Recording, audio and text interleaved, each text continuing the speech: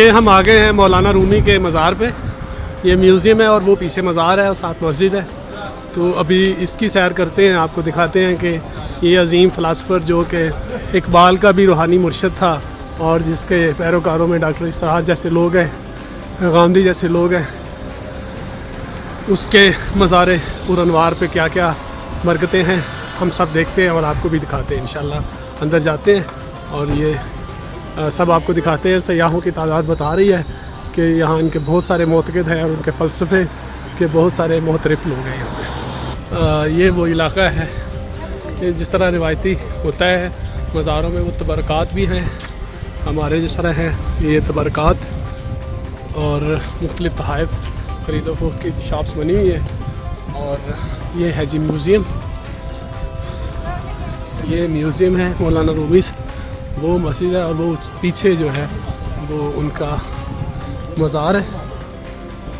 उस तरफ बढ़ते हैं। तुर्की में अपने फ़्लैग को बड़ी अहमियत दी जाती है और ये जगह जगह अपने फ़्लैग आवेज़ा करते हैं। और ये लाल रंग का फ़्लैग आपको हर चौक पे, हर चौराहे पे नज़र आएगा। इनमें पैट्रियटिज़म पे, हुब्बुल वतनी पे बड़ा ज़ोर दिया जाता है और इनकी तारीख़ इस बात की गवाह भी है कि तुर्क बहादुर कौम है और इनकी मौजूदा तरक्की बताती है कि यहाँ पे रूल ऑफ लॉ है, यहाँ पे कानून है, खुशहाली है और बहुत सारे मुल्कों से बेहतर है। यूरोप की बराबरी करने का ये दावा कर रहा है, तो इसी वजह से कर रहा है कि इसमें तरक्की के जरासीम मौजूद है। फ़िलहाल हम म्यूज़ियम चलते हैं और देखते हैं कि म्यूज़ियम में क्या है हमारे देखने के लिए।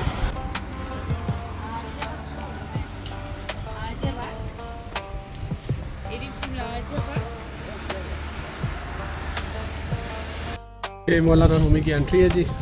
सिक्योरिटी का ज़ाहिर है यहाँ भी बंदोबस्त किया गया है, लेकिन एंट्री फ्री है मेरे ख्याल में, क्योंकि अभी तक हमसे किसी ने पैसे नहीं मांगे और हम अंदर दाखिल हो गए, मतलब कि एंट्री फ्री है। ये है जी रूमी के म्यूज़ियम में। यहाँ पे मोहम्मद इकबाल, अल्लामा इकबाल 1873-1938 ये उनकी यादगार है। उनके बारे में एक एपिटफ है जिसके जो शायद इनकी विज़िट के बारे में लिखा, या चूँकि ये मौलाना रूमी के रूहानी शागिर्द थे, मौलाना रूमी को अल्लामा इकबाल अपना रूहानी मुर्शद मानते थे। तो ये देखें, ये लिखा हुआ है 3 लैंग्वेजेस में। ये this position was given to Mohammad Iqbal, a national poet and a philosopher of Pakistan, in the spiritual presence of his beloved mentor मौलाना 1965। ठीक है, पाकिस्तान के कौमी शायर और अज़ीम मुफ़क्किर मोहम्मद इकबाल को उनके रूहानी पेशवा मुर्शद हज़रत मौलाना जलालुद्दीन रूमी के हज़ूर में जगह दी गई।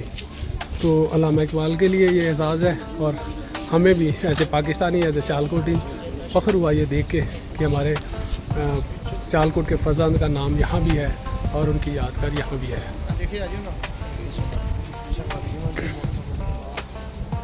ये देखिए जी, मज़ीद कुछ इसी तरह की यादगारें हैं, लेकिन जिनको मैं जानता था उनका तारुफ़ करवा दिया। बाकी ये आपके सामने है मौलाना का मज़ार।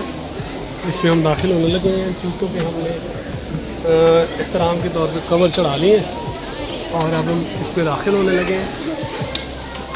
बहुत ज़्यादा तादाद है सयाहों की। ये दीवारों पे मुख्तलिफ कैलीग्राफी के नमूने और उस दौर की नादर अशिया लटकाई गई हैं।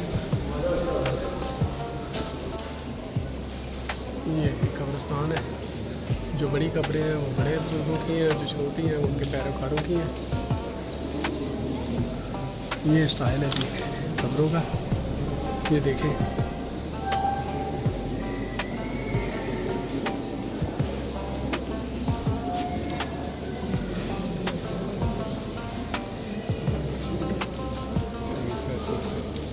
दर दीवार देखें कैसे बनाए गए हैं। ये भी तकरीबन 1000 साल पुरानी तामीर है।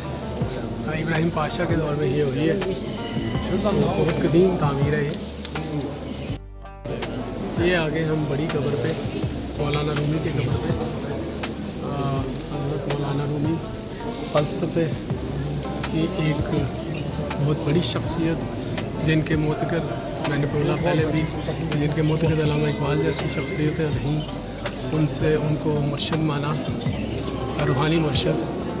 और अल्लामा इकबाल की शायरी में जा बजा मौलाना रूमी के हवाले मिलते हैं, रूमी और शिराज़ी के, शिराज़ी ईरान के और रूमी यहाँ तुर्की के। तो उनके मज़ार में हम खड़े हैं इस वक्त।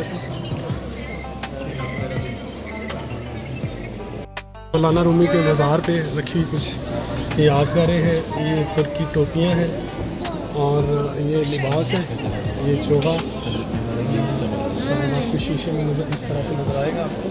वो लिबास है, वो चोगा है जो वो ज़ेब तन फरमाया करते थे। इसी तरह की एक पेंटिंग है उस ज़माने की तस्वीर कशी करते हुए, ये उस ज़माने के शमादान। इसी तरह से ये देखें, ये आपको मुख्तलिफ कपड़े पे लिखे हुए खताती है जी। और यहाँ पे भी कपड़े पे तहरीर, कपड़े पे कढ़ाई की गई खताती है। यहाँ पे एक छोटा सा सुराख है, यहाँ पे लोग नाक रखते हैं और अंदर से बड़ी प्यारी खुशबू आती है।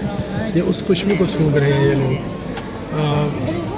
अल्लाह जाने खुशबू का क्या है पस मंज़र, लेकिन ये देखें, ये सब सूंघ रहे हैं, ये खातून भी सूंघ रहे हैं। ये देखें,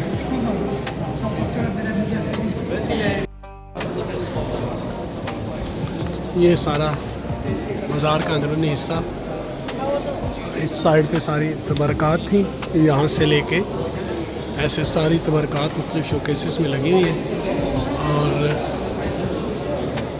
ये सारा ये देखें। उसके बाद यहाँ पे आके कुछ मौलाना रूमी के साथियों की, कुछ बादशाहों की खबरें हैं। लेकिन वो मौलाना रूमी का सबसे बड़ा मकबरा, सबसे बड़ी कब्र, और वही तुर्की जो रस्म है कि हर कब्र के ऊपर दस्तार रखी जाती है। तो हर कब्र के ऊपर दस्तार है।